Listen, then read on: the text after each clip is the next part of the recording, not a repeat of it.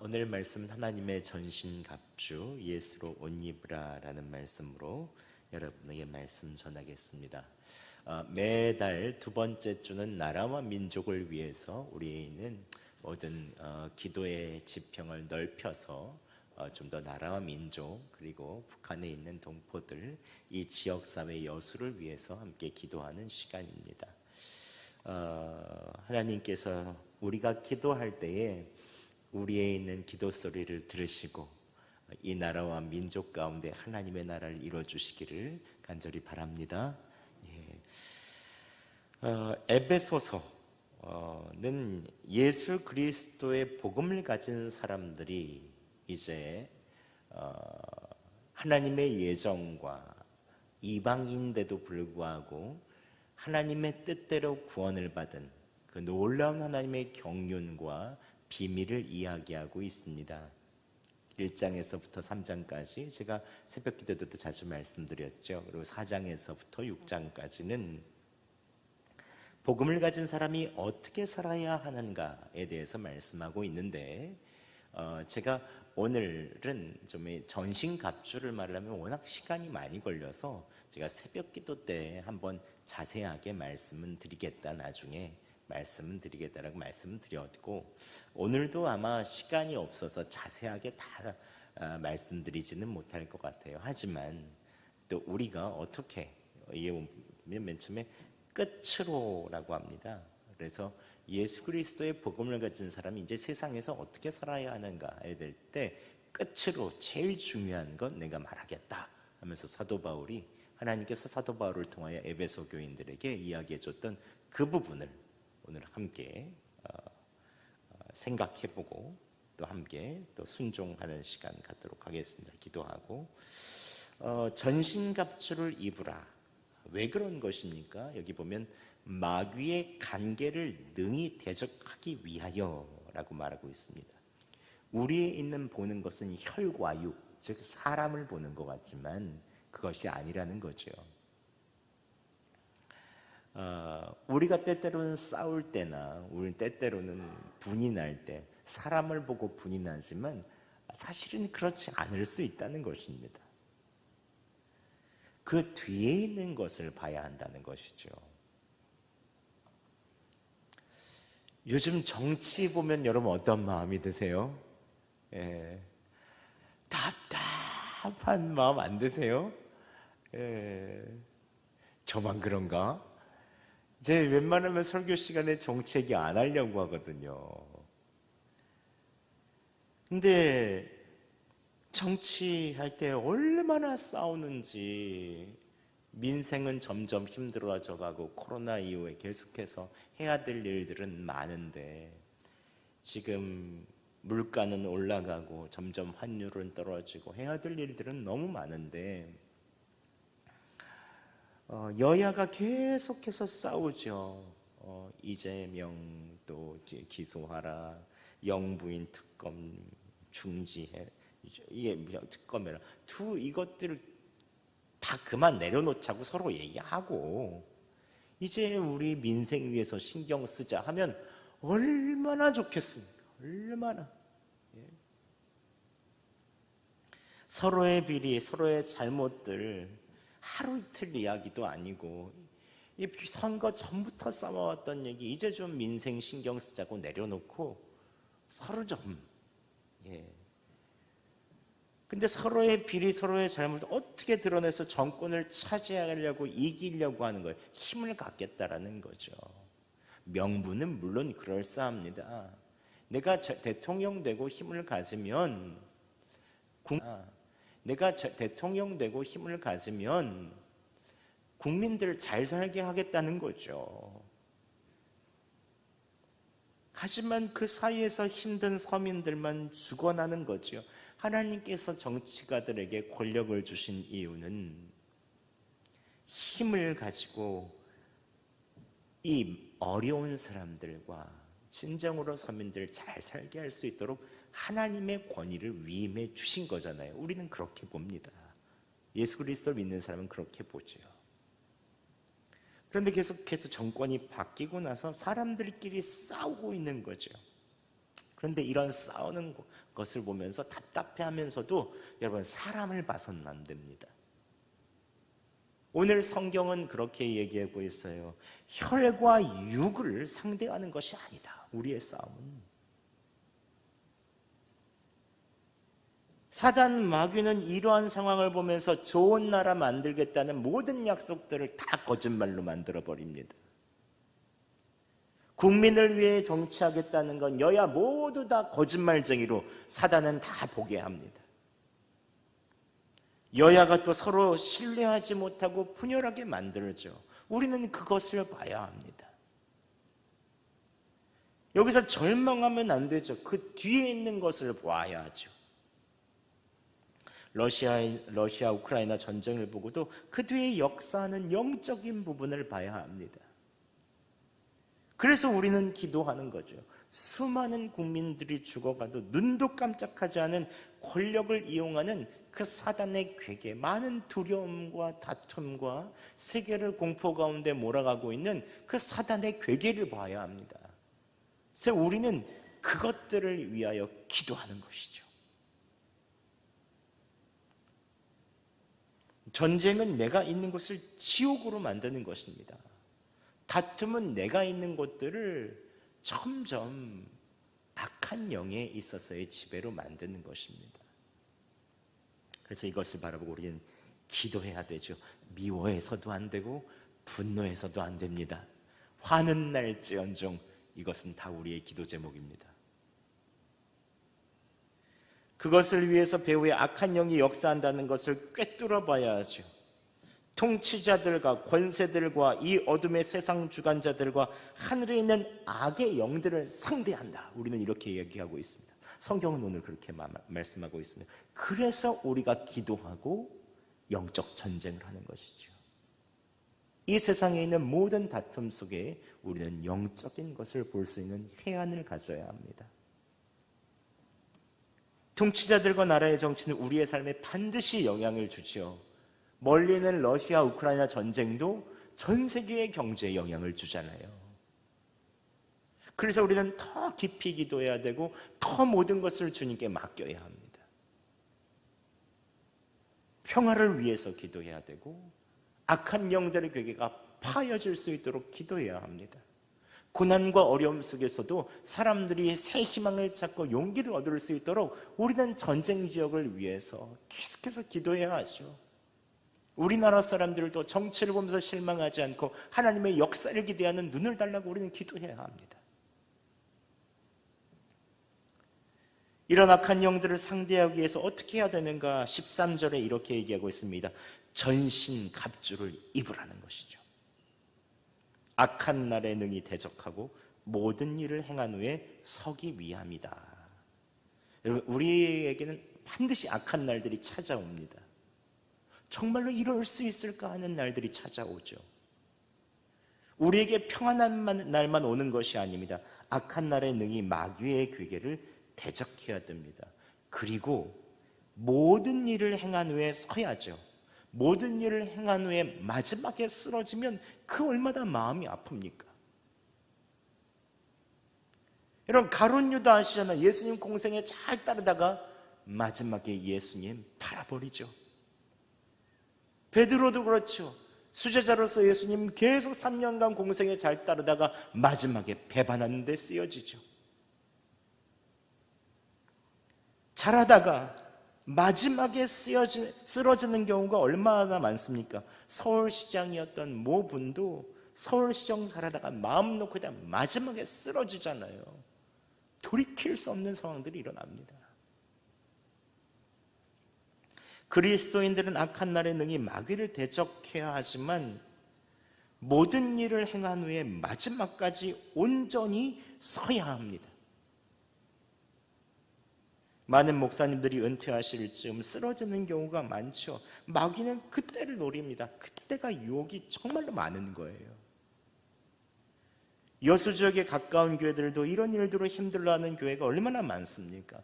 제가 아는 한 서울의 대형 교회 존경하는 목사님도 이제 은퇴가 다가오고 있는데 다 내려놓으셨대요. 은퇴 이후의 사택도 교회 명의로 하고 교회에서 매달 주신 대로 그냥 살기로 했대요. 더 이상 아무것도 안 하고. 그런데 모든 것을 다 내려놓아도 너무 서운하게 하는 경우가 있다는 거예요. 이곳저곳에서 마귀가 사람들을 이용해서 공격들이 끊임없이 들어오고, 이랬다 저랬다 전혀 사실과 다른 일들이 유언비어로 계속 돌고, 평안하게 마무리하려고 했는데도 힘든 일이 많다는 것이죠. 마귀는 모든 일을 다 잘해도 마지막에 강하게 역사해서 뭐든지 마지막에 쓰러뜨리려고 합니다. 여러분 잘 사셔야 돼요. 그래서 여러분, 근데 마귀의 역사는 유명한 사람들에게만 있습니까? 가정 지도자인 여러분의 마음을 뒤흔들어 놓을 때가 얼마나 많습니까? 그때는 잘 모르다가 마구 분을 내고 성질을 냈다가 나중에 후회하는 때가 있어요. 한번 생각해 보세요, 여러분. 삶을 살 때 그렇게 선택하면 안 되는데 뭔가 쉬워서 선택 잘못해가지고 진짜 위기를 겪는 때가 있습니다. 그럴 땐 여러분, 배우자 얼굴을 보면 안 될 거예요. 저 사람이 왜 그러나? 눈빛이 달라 보여요. 그럴 때는 분을 내거나 이해할 수 없는 일들을 하는 여러분, 고집을 피운 여러분의 배우자의 얼굴을 보세요. 그땐 사람의 얼굴이 아닐 때가 많습니다. 또 저를 비롯해 저도 그럴 때가 있고요. 이미 구원받았지만 옛 습관인 그 마귀의 지배되었던 옛 습관에 사로잡혀서 예수 그리스도가 이미 죽었는데도 불구하고 옛자가 산 것처럼 행동하는 때가 우리가 얼마나 많습니까? 이미 죽었어요. 우리는 다. 안 해도 될 것을 그렇게 집착하고 매달릴 때가 있죠. 마귀의 역사는 우리의 삶 속에서도 계속 이루어집니다. 지금 교회 안에도 있어요. 자꾸 서운하게 하고, 생각해보면 아무것도 아닌 일도 심각하게 만듭니다. 그래서 사람을 서운하게 만들죠. 그런데 마귀의 관계, 마귀의 역사를 볼 때 여러분 꼭 기억해야 되는 것 한 가지가 있습니다. 예수님께서 이미 승리하셨습니다. 이게 중요한 것입니다. 우리의 결과는 반드시 승리입니다. 예수님께서 자신의 생명값을 내놓으셨어요. 우리는 승리했습니다. 우리 이미 승리하신 싸움을 우리는 싸우는 것입니다. 여러분 한번 생각해 보시죠. 우리가 성질을 부리다가 정말 정신 차리고 나서 회개하고 용서하고 화해하면 이전보다 얼마나 큰 은혜를 하나님께서 우리에게 주십니까? 서로 더 친밀하게 하고 나에 있어서에는 잘못한 일까지도 선용하시는 것이 우리 하나님이십니다.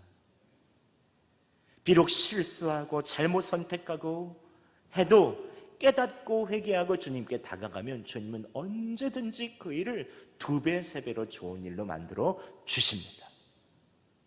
주님은 반드시 승리하시는 하나님이십니다. 예수님은 성도들의 삶에 비록 실수와 연약함으로 넘어질 수는 있어도 예수님께서 이미 이루신 승리를 매일마다 맛보게 하여 주시죠. 그런데 문제는 우리가 맨날 넘어지면 그것도 아픕니다, 여러분. 아니, 좀 한두 번 넘어져서 일어나면, 그리고 잘 가면 좋은데 맨날 넘어져 봐요. 무릎에서 피 나오고 아프고 울고 치료받기 바쁜 믿음의 경주는 언제 합니까? 그러면 한번 생각해 보세요, 여러분들. 그래서 우리가 전신갑주를 입고 마귀의 괴계를 능히 한두 번 넘어질 수 있습니다. 마귀의 관계로 알아채고 때마다 어떻게 하면 승리할 수 있을까? 하나님께서는 우리에게 마귀의 관계를 능히 대적하며 승리하기를 원하시죠. 그래서 무엇을 주셨다? 전신갑주를 주셨다. 전신갑주. 전신갑주는 당시 로마인들이 완전히 무장한 상태를 전신갑주라고 합니다. 저게 이제 전신갑주죠. 구원의 투구, 진리의 허리띠, 뭐 이렇게 식으로 해서 성령의 검, 믿음의 방패, 평안의 매는 복음, 뭐 등등 이런 것들 다 같이 있죠. 비유로 얘기하는 것이죠. 그리스도인들을 보호해주고 그리스도인들이 마귀의 관계를 이기기 위해 장착하는 무기, 이걸 바로 전신갑주라고 얘기하죠. 악한 날에도 능히 대적하고 모든 일을 행한 후에도 서기 위함이다 라고 말합니다. 함께 13절 말씀 저희가 봉독해 보겠습니다. 시작. 그러므로 하나님의 전신갑주를 취하라. 이는 악한 날에 너희가 능히 대적하고 모든 일을 행한 후에 서기 위함이라. 아멘. 그럼 전신갑주는 무엇입니까? 우리가 마귀를 대적하고 끝까지 모든 일을 행하고 나서도 쓰러지지 않고 굳게 하려면 어떤 전신갑주를 장착해야 하겠습니까? 오늘 성경 말씀을 좀 길지만 14절부터 17절까지 한번 봉독하겠습니다. 시작. 그런즉 서서 진리로 허리띠를 띠고 의의 호김지키고 하나님의 복음이 준비한 것으로 신을 신고 모든 것 위에 믿음의 방패를 가지고 이로써 능히 악한 자의 모든 불화살을 소멸하고 구원의 투구와 성령의 검 곧 하나님의 말씀을 가지라. 아멘. 첫 번째로는 진리로 허리띠를 띠라 라고 말하죠. 이 진리의 허리띠는 제일 중요합니다. 가장 중심에서 모든 것을 꽉 붙들어매는 아주 중요한 것이죠. 당시 로마 군병들은 전쟁에 나가기 위해서 옷을 입었는데 고정하기 위해서 띠를 띄었죠. 어떤 환경이나 어떤 곳을 가더라도 모든 복장을 꽉 붙들어주는 역할을 합니다. 여러분, 허리띠를 매지 않았다고 생각해 보세요. 옷과 복장이 너풀너풀해서 다 갈 겁니다. 바지 흘러내릴까 봐 항상 이렇게 하고, 저희 그 벨트 없어도 얼마나 이게 걱정이 됩니까? 약간 허리만 이게 그 치수만 커도 자꾸 이렇게 올리죠. 그리스도인에게도 진리는 기초죠. 전체를 꽉 묶어주는 역할을 합니다.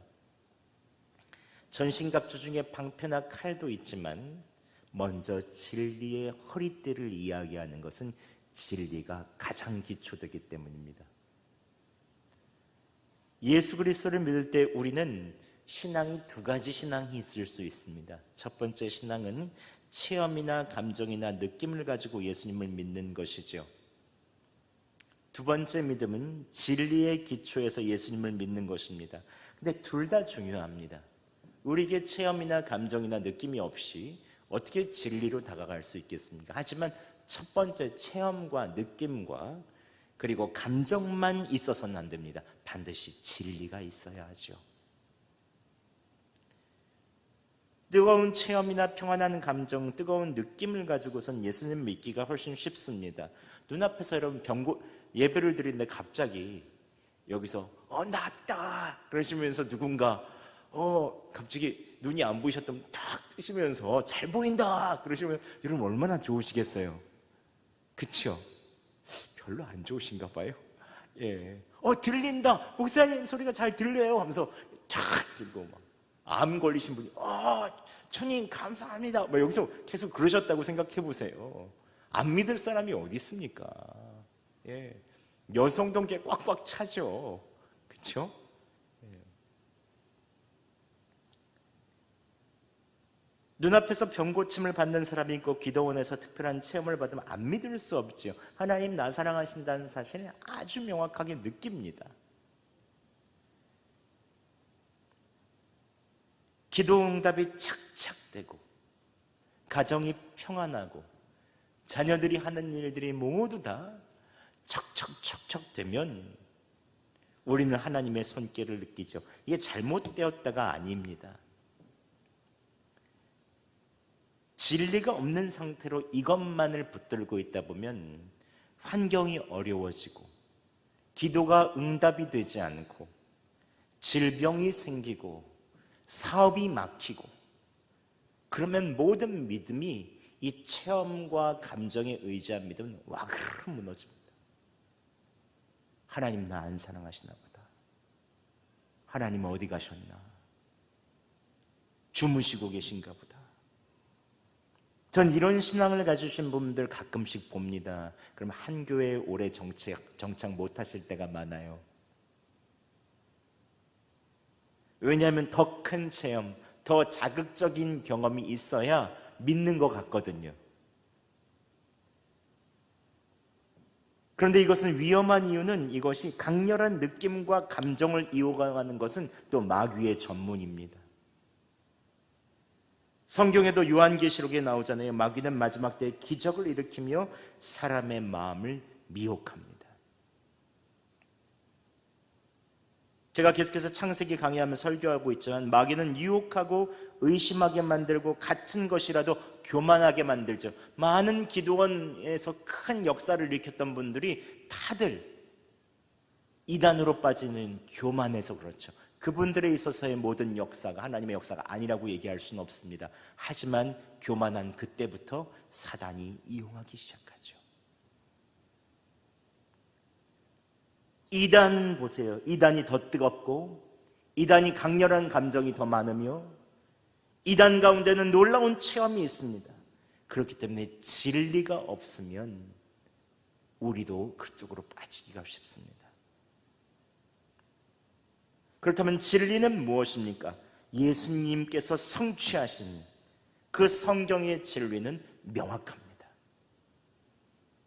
크게 네 가지로만 딱 얘기할 수 있어요. 한번 그냥 들어보세요. 여러분 다 아시는 사실을 정리해 드리는 거예요. 첫 번째는 창조죠. 하나님께서 만물을 창조하셨고 인간을 하나님의 형상대로 창조하셨다. 첫 번째 진리. 우리는 다 하나님의 형상대로 창조받은 인간이다. 두 번째 진리, 구속입니다. 사람이 죄를 짓고 하나님과 같이 되려고 불순종했어도 하나님께서는 예수 그리스도를 보내주셔서 이 죄값을 다 치우시고 우리를 구원하여 주셨죠.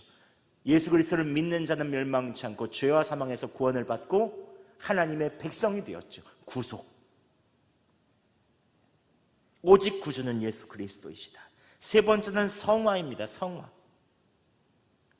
예수님께 구원받은 사람은 이미 옛사람은 죽었고 그 안에 예수님께서 사시죠. 나는 죽었고 이제 예수로 사는 사람이죠. 그래서 성령님과 동행하며 거룩한 삶을 평생 이루어 나가는 것, 하나님의 백성으로 사는 것, 하나님의 나라를 이 땅에 이룰 때까지 복음을 전하는 것, 이것이 바로 성화죠. 마지막은 재림입니다. 예수님께서 하늘에 올라가신 대로 다시 오시면 하나님의 나라가 임할 것입니다. 이 땅의 선과 악이 명확히 갈려지고 영원히 주님과 함께 살게 될 것입니다. 이 창조와 구속과 성화와 재림은 기독교인이 가지고 있는 진리죠. 그래야 흔들리지가 않습니다. 내가 누군가 비교당하고 열등감이 생기고 수치감이 생길 때마다 창조의 진리를 명확하게 믿고 있으면 하나님의 걸작품이야. 하나님은 나를 향한 계획을 명확히 가지고 계셔. 내가 누구인가라는 바른 가치관과 정체감을 가지게 되죠. 내가 죄를 짓고 때로는 하지 못할 일을 했다는 죄책감을 가지고 있을 때도 예수님께서 나를 위해 십자가에 달리셨다는 구속의 진리를 가지고 있으면 나의 죄를 주님은 용서하셨다. 나를 너무 사랑하시어 염려와 걱정과 질병과 어려운 일을 만났을 때도 구속의 진리를 명확히 가지고 있으면 반드시 하나님은 나를 구원하신다. 하나님의 나라를 내 안에서 성취하신다. 우리는 믿을 수 있지요. 고난과 어려움 속에서도 환경과 상관없이 이러한 진리들을 꼭 가지고 계시면 재림의 소망을 가지며 살 수 있고 매일마다 성령님과 동행하며 거룩한 일들을 해나갈 수 있는 우리의 사명자로 살 수 있는 것입니다. 여러분 명확한 진리로 여러분의 허리를 꼭 묶으시기 바랍니다. 예. 그리고 이외에도 의의 호심경, 평안의 복음의 신, 악한 자의 부활하는 악한 자의 이 불화살을 소멸하는 믿음의 방패, 구원의 투구, 성령의 검, 하나님의 말씀이 있죠. 이걸 다 얘기하려면 오늘 밤이 지새야 될 것 같습니다. 그런데 이러한 가만히 전신갑주를 보면 전신갑주가 바로 예수님임을 알 수 있죠. 예수님이 진리이십니다. 예수님이 우리의 의가 되시죠. 우리의 구원이 되시고 우리의 믿음의 방패가 되시며 성령의 검이신 예수 그리스도. 그래서 두 번째, 의의 호심경, 즉 생명의 심장인 마음을 막아주는 의. 마귀는 우리를 죄를 짓게 하고 유혹하게 하고 죄책감에 사로잡게 만들죠. 이것을 이길 수 있는 것은 우리에 있는 의의 호심경인 예수님을 바라보는 것입니다. 연약한 나는 죄를 짓지 않으려고 노력해도 결국 넘어지게 되어 있습니다. 하지만 의가 되시는 예수님을 바라보면 넘어지지 않죠. 죄의 유혹에서 넘어갈 수 있습니다. 죄에서 나오게 하시는 유일한 의, 예수 그리스도시죠. 여러분의 의가 예수 그리스도가 되십니까? 아멘. 예. 평안의 복음, 마귀의 주요 공격 목표는 구원받은 성도가 누리는 평안을 빼앗아 가시는 것입니다. 평안을 빼앗아가는 마귀의 작전은 아주 뚜렷합니다. 두려움과 염려를 우리에게 주죠.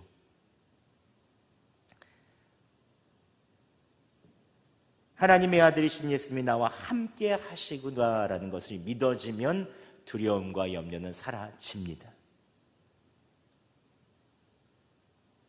한 집사님께서 항상 말씀하시는데 너무 아플 때 아내가 있으니 너무 든든하더라는 거예요. 저에게 예수님이 계시면 너무 든든하다 이럴 줄 알았는데 아내가 있으니까 너무 든든하다는 거예요. 예, 충분히 이해가 갑니다. 이렇게 신앙적 항상 기도하시는 아내가 있으니까 든든하시다는 거겠죠. 보이는 아내가 있어도 그렇게 든든한데 하나님의 아들이신 예수님이 나와 함께 계시면 무슨 염려와 근심이 있겠습니까? 예수님은 평화시죠. 모든 장벽을 무너뜨리시고 우리에게 평화를 주시는 분. 요한복음 14장 27절 말씀 함께 봉독해 보겠습니다. 시작. 평안을 너희에게 끼치노니 곧 나의 평안을 너희에게 주노라.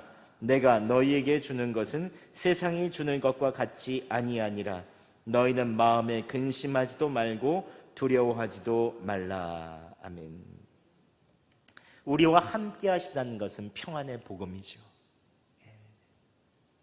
주님이 평화이십니다. 마지막에 또 믿음의 방패, 마귀는 우리의 믿음을 무너뜨리기 위해서 공격하죠. 안 좋은 일들을 연타석으로 주면 우리의 믿음이 흔들립니다. 질병, 경제적인 어려움, 수치감, 여러 가지 힘든 일들이 한꺼번에 몰려들면 이게 뭔가 우리의 믿음이 흔들리죠. 의심하게 만듭니다. 마귀의 장기는 의심하게 만드는 것입니다. 하와에게도 이 모든 나무의 실과에 정말 먹지 말라고 하시더냐 이렇게 물어보죠. 그건 아닌데?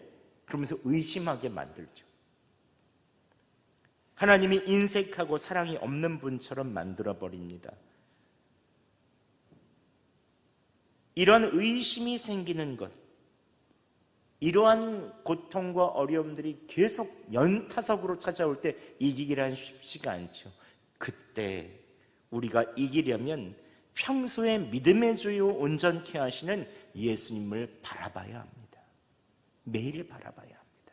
히브리서 12장 2절에는 이렇게 얘기하죠. 믿음의 주요 온전케 하시는 그 예수 그리스도를 바라봐라. 믿음의 방패는 예수 그리스도를 바라볼 때 우리가 할 수 있습니다. 초대교회 성도들도 일제치하에 있는 모든 우리의 신앙의 선배들도 모진 고난을 당했습니다. 핍박을 당했죠. 생각해보면 하나님의 살아계심을 의심하고 날 사랑하지 않으시는구나 의심할 만합니다. 그런데 어떻게 그 믿음을 지킬 수 있었겠습니까? 마귀의 불화살을 이길 수 있는 믿음을 가진 이유는 무엇입니까? 매일 그리스도를 바라보는 믿음이 있었기 때문에 그렇습니다. 제가 이기풍 목사님의 사모님이신 유함의 사모님께서 쓰신 유언을 보고 깜짝 놀랐습니다. 둘째 따님께서 실을 모아놓은 실구리에서 유언의 말씀을 발견했는데 첫 구절이, 저기 있는 첫 구절이 다음과 같습니다. 이기풍 선교사님 박물관에 저기 있는데요. 이렇게 얘기하고 있습니다. 세상과 짝하지 마라. 5분 이상 예수님을 잊지 마라. 이게 첫 구절입니다. 이기풍 목사님 사모님의 유언이 세상과 짝하지 말고 5분 이상 5분 이상 예수님 잊지 말라는 거예요. 항상 주님 생각하라는 것이죠. 우리나라 초기 기독교인 분들, 선배들의 신앙은 믿음의 주요 온전케 하시는 예수님을 바라보는 삶이었습니다. 5분 이상 예수님 잊지 마라. 그러면 이기지 못할 고난이 없죠. 의심할 수 없죠. 주님이 나에게 고난을 주신 이유는 반드시 있지요. 이것을 통해서 반드시 합력하여 선을 이루실 것을 믿기 때문에 그렇습니다. 이 가운데 고난과 어려움, 계속해서 삶에 있는 힘든 일들이 몰려오는 분들이 계십니까? 믿음이 연약해지고 하나님의 사랑을 살짝 의심할 때도 있을 때가 있으십니까? 그렇다면 믿음의 주요 온전케 하시는 예수님을 바라보시기 바랍니다. 여러분의 믿음을 꼭 붙잡아 주실 것입니다. 다섯 번째 구원의 투구, 여러분의 머리에 항상 생각해야 될 것은 투구죠. 나를 구원하신 예수님입니다. 구원하신 예수님 머리에 염두에 두지 않으면 자꾸 주인이 바뀝니다. 구원의 투구, 날 구원하신 예수님 항상 생각해야 하죠. 마지막에는 성령의 검, 하나님의 말씀입니다. 마귀의 공격을 방어할 수 있을 뿐만 아니라 공격할 수 있는 무기는 하나님의 말씀이죠. 40일의 금식 가운데 시험을 받으셨을 때 말씀으로 승리하셨죠. 그래서 말씀 매일 묵상하고 그리고 암송하고 듣고 읽는 것이 필요합니다. 하지만 듣고 읽는 것이 먹는 것이라면 묵상하는 것은 다시 되새김질하는 것이고 암송하는 것은 꺼내어 사용하는 것이라고 할 수 있습니다. 예수님도 그 암송하신 말씀을 사용하셨죠. 말씀을 내 것으로 만들 때 예수님처럼 유혹을 만났을 때 승리하는 그 공격의 무기로서 사용할 수 있습니다. 말씀을 사랑하시기 바랍니다. 오늘 간단히 살펴봤는데요. 전신갑주는 예수 그리스도의 성품입니다. 예수 그리스도시죠. 예수님의 사역이었고 예수님에 있는 전 삶이 바로 이 전신갑주입니다. 우리의 상대는 혈과 육에 관한 것, 사람이 아닙니다. 그 역사하는 뒤에 악한 영이죠. 온전히 분별하고 상대하고 이기려면 예수님으로 옷 입어야 됩니다. 예수님의 생각을 하고 예수님으로 바라보고 예수님과 함께 동행해야만 이 모든 세상의 악한 것들을 분별하고 승리할 수 있습니다. 여러분, 하나님의 전신갑주이신 예수 그리스도로 옷 입으시기 바랍니다. 주님과 함께 동행하며 사시기 바랍니다. 주님께서 승리를 주실 것입니다.